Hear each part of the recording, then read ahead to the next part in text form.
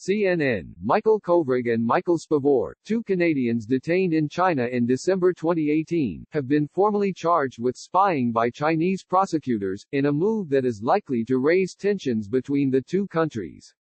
The People's Procuratorate of Beijing Municipality filed a prosecution against Kovrig on Friday for spying on state secrets and intelligence.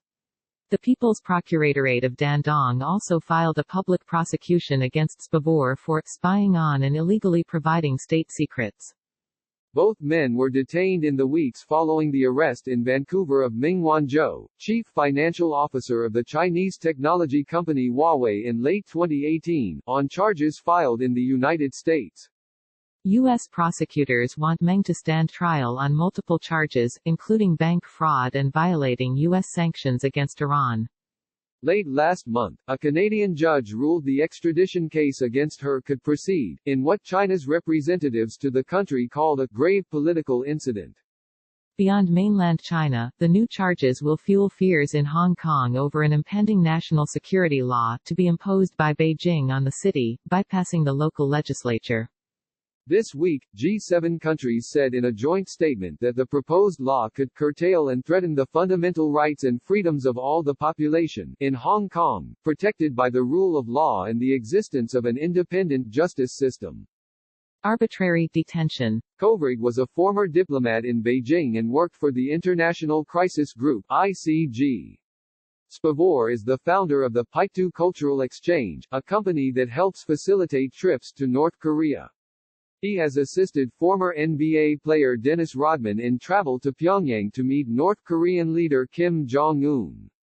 The Canadian government has repeatedly described their detention as arbitrary. Family members and contacts of the two men have described them being held in poor conditions, and denied outside contact.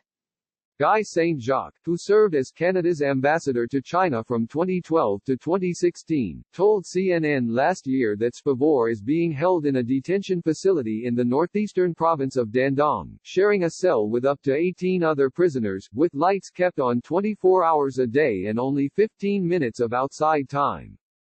Kovrig is being held in Beijing, Saint-Jacques said, and neither man has had access to a lawyer or member of their family since they were first detained.